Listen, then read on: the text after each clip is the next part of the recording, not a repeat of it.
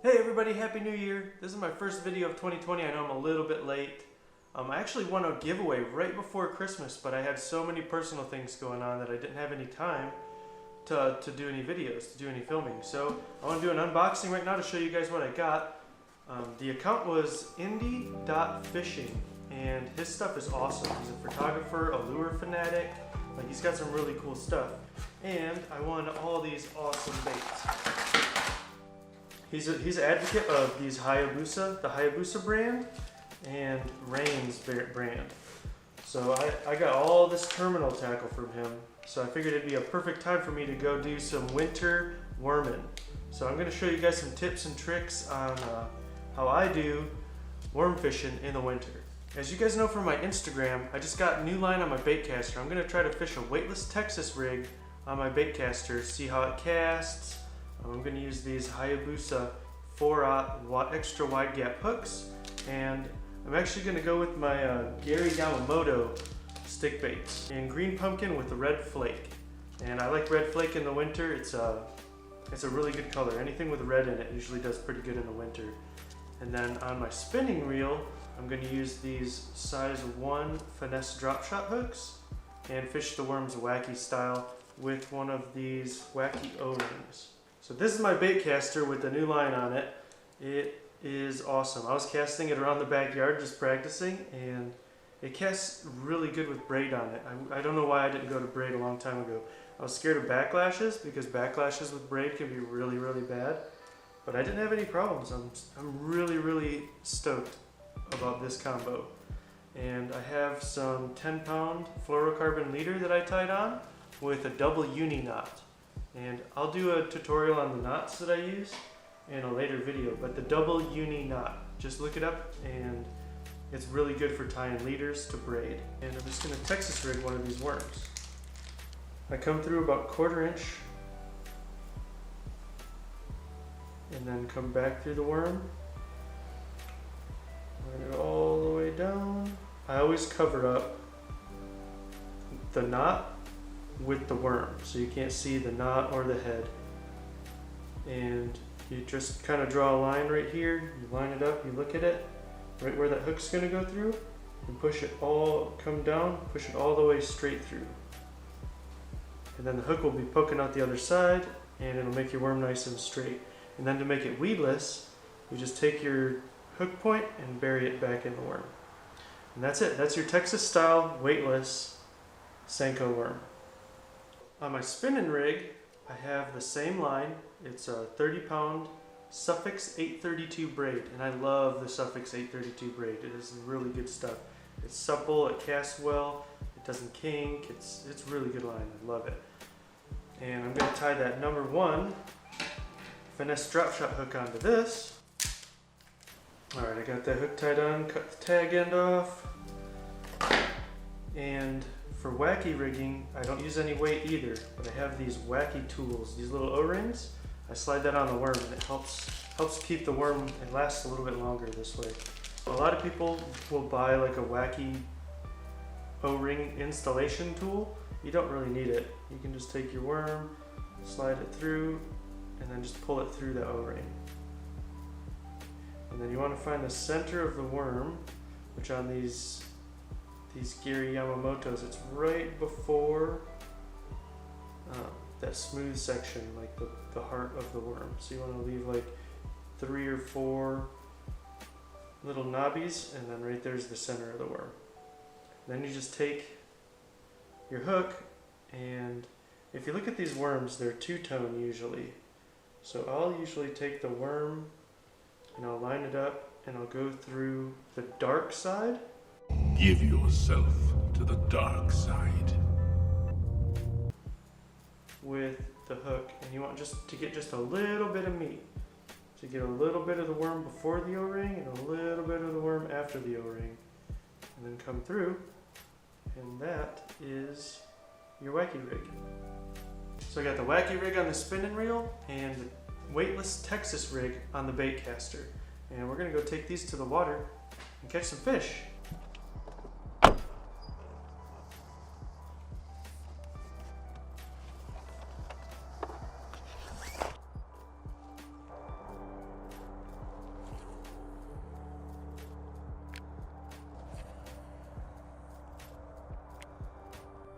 I'm really loving the braid on this bait caster.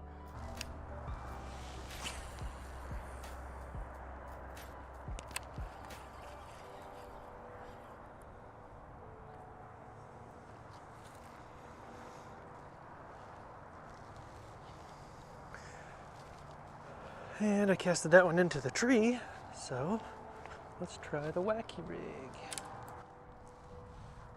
So I just put 30-pound braid on this one too, and I have about a 12-foot fluorocarbon leader.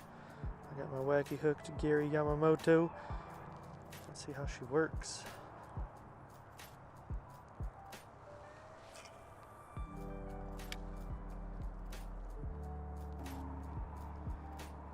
My drag's way too tight. Now it's too loose. There we go. Let's see how that works. A couple clicks tighter.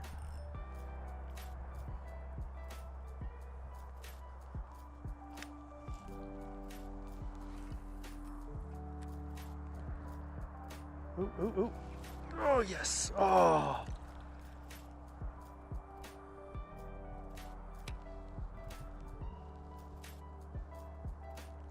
Look at that.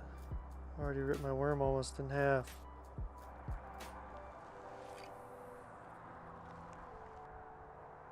Hey, there's one.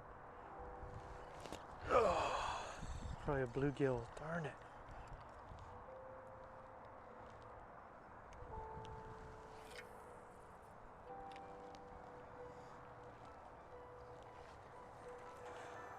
So I casted my bait caster over here in the weeds, and there's my worm.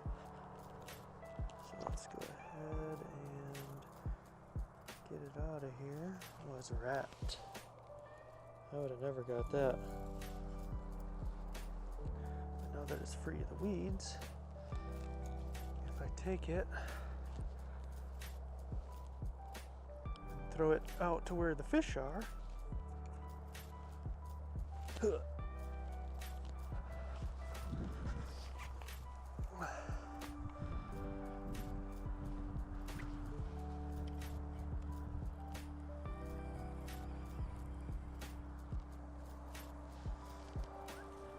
all right, I'm free. Couple casts with the bait caster, couple casts with the Wacky. We'll see which one catches the fish.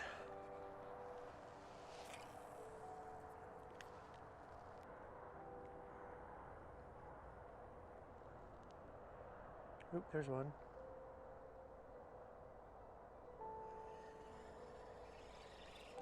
Oh, got him.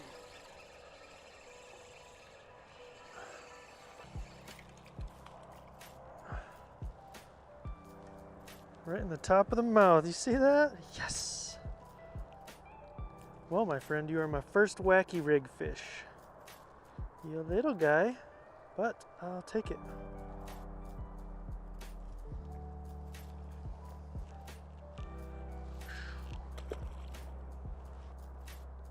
So that one, I let him have it a little bit longer. Maybe that's the trick. At least I'm not skunked. Believe it or not, that was the first fish I've caught all year. Let's see if we can get his big brother out there.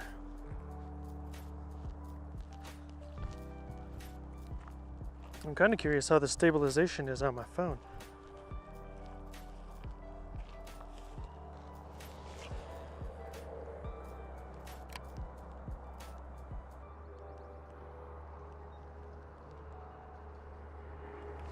Oh, got him. Oh, get out of those pads, come on.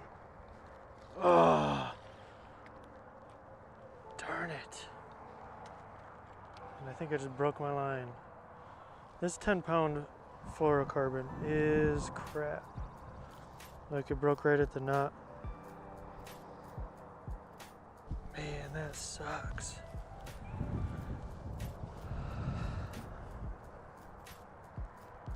That was a bass. He picked it up. I hooked him. I felt his weight. Darn it.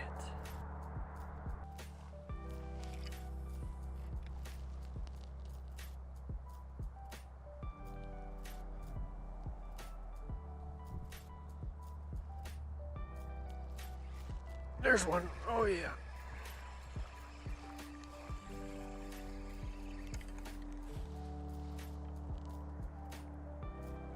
Gotcha. Right in the side of the mouth this time.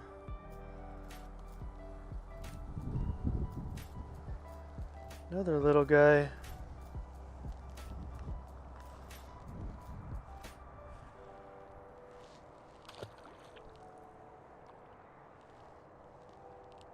So the lesson learned today, 10-pound fluorocarbon is not heavy enough for worm fishing. Second rule is I love the braid on the bait caster. I was able to cast a weightless Senko almost as far as I can the spinning reel. So recording with the phone is awesome, except I can't tell what time it is without stopping the recording, and then it would mess up my audio. Plus I want to test how clear the audio is from the phone and how clear it is compared to the microphone. So right now we'll do that test. So recap of today, I caught 2 fish, both on the Wacky. I had 2 fish bite the Texas rig, lost them both. Lost the whole Texas rig because the fish went in the lily pads and I broke off the 10-pound. So rule of thumb today, small fish like the Wacky rig, if you want to catch numbers, the Wacky rig seems to be the way to go. If you want to stay more weedless, Texas rig is the way to go. You need more than a 10-pound leader. We'll try to get some 17 or 20-pound leader material for the next time we come out so we can test that. It is a beautiful day though. Winters in Texas, you can't beat them. Alright, so some things we learned out at the lake. This 10-pound fluorocarbon is way too light to be fishing Texas rig weightless worms. I had a bass take it right in the lily pads, hooked him, he got into like, they're not even big lily pads, and yeah, broke me right off. For the bait caster, I was able to cast really good. Put braid on your reels, you won't regret it. Both the fish that I actually landed were on the Wacky rig. It seemed like I was getting way more bites with the Wacky rig, but maybe they were just smaller fish. The smaller fish found it more appealing. It's a slower fall. It is winter, so the fish are a little more sluggish than normal. So this real slow presentation gives it a lot of time in the strike zone. But I did really well with the Wacky rig today. Really, really recommend the braid. That Suffix 832. Thank you again, Indie Fishing. Here's his logo. He sent me a sticker. I got it in that giveaway. Thank you so much. Those hooks you gave me are awesome. I can't wait to try out those soft plastics. And if you guys aren't following him already, go check him out, indie.fishing on Instagram. And thanks.